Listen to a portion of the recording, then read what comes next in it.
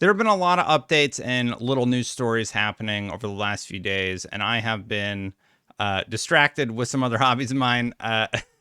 In the meantime, family stuff also over the weekend. So let's talk about how Microsoft actually won't withhold any Activision games from the PlayStation brand, as outlined in some recent documents.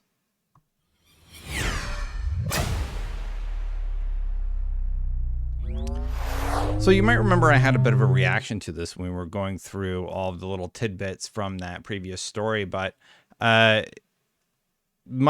confirmed that they're not going to withhold or degrade any Activision games on PlayStation, meaning that those games that people are expressing concerns about, now we have it in black and white saying that there is no plans to remove those from their competitors, meaning, games like Diablo, Overwatch, etc., they will remain there. Microsoft has been clear since the announcement of the merger. It has no intention to withhold or degrade access to Call of Duty or any other Activision content on PlayStation. Such a strategy would be in direct contrast to the interest of gamers in the UK and around the world. Rather than limit choice or access, Microsoft intends to use the merger to bring more games to more people on more platforms and devices. Now, I don't think they've ever specifically said that no IPs would ever go cross-platform, at least not in any sort of legal document.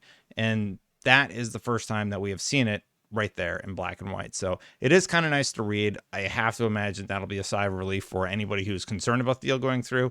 I still think it will be great. Some other stuff that Tom Warren found. He said Sony is still arguing that Microsoft could sabotage Call of Duty on PlayStation, and even points out the Digital Foundry comparisons, forum discussions, and more. Paul Tassi says, sorry, Sony, you lost me at Call of Duty. Gamers are passionate, knowledgeable, and sophisticated. Let's see here. Today, Activision goes to great lengths to promote console competition by releasing an equally high-quality Call of Duty game on PlayStation and Xbox while making use of their somewhat different technical capabilities. Post-transaction, Microsoft would have different incentives because degrading the experience on PlayStation would benefit Xbox, PlayStation's closest rival. Microsoft would have no incentive to make use of the advanced features in PlayStation not found in Xbox. They said they would already, like that's already agreed to. Yet the addendum claims that Microsoft would not have the ability to engage in partial foreclosure.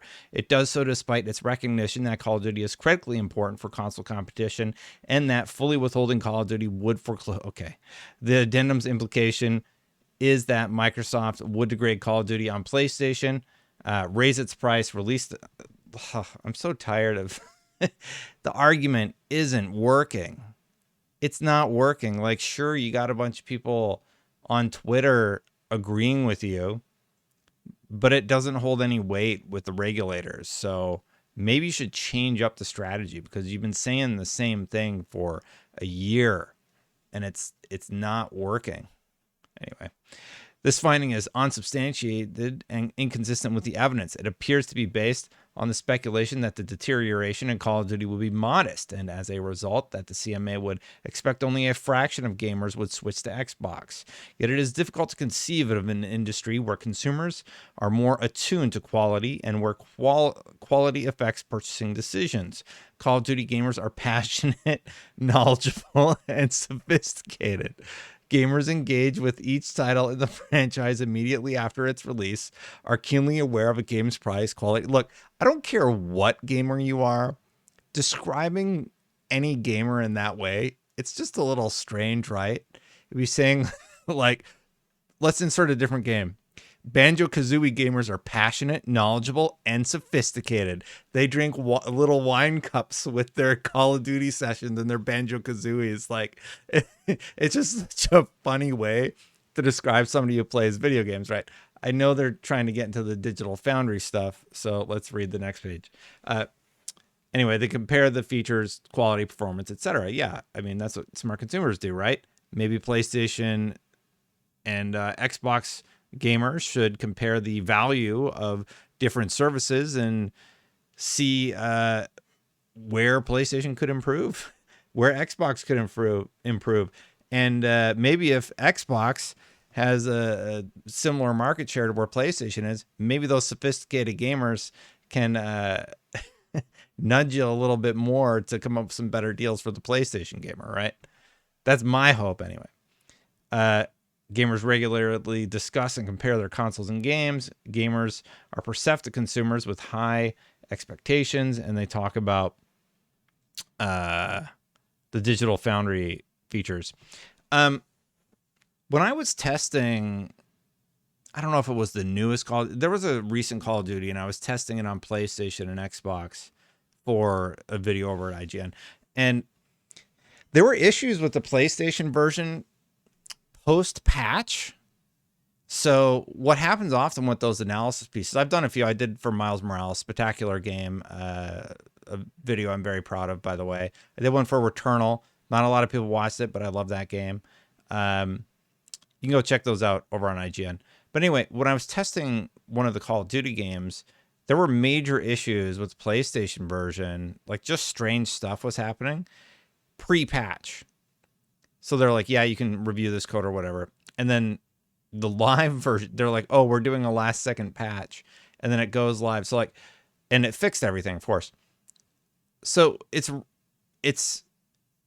really surprising what one little patch can do to improve a product. Now, if Sony wanted to make their argument stronger, what they should say is they could delay a patch that would make the launch version worse, and this is a way they could get around the regulations. However, launching a version of Call of Duty that's subpar to that extent on the PlayStation brand, it's going to drastically, it'll hurt your sales. And I don't, like, when you're making a video game to purposefully go in and make it crappy, that seems like more work than it's worth, right? And their argument is, oh, well, yeah, they're going to do that.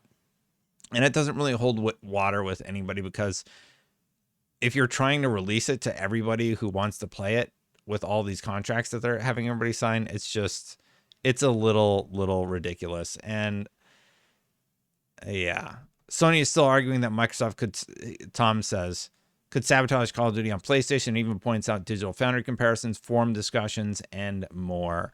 Like, it's just ridiculous. Anyway, coming up next week, just looking forward, CMA will send the remedy working document with the variables of the possible remedies, and with a provisional decision next week. Microsoft will have 5 days to respond. CMA will make its final decision tomorrow. So when you're watching this video, I'm actually getting LASIK.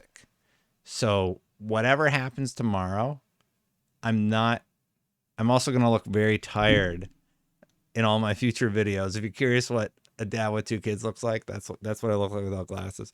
I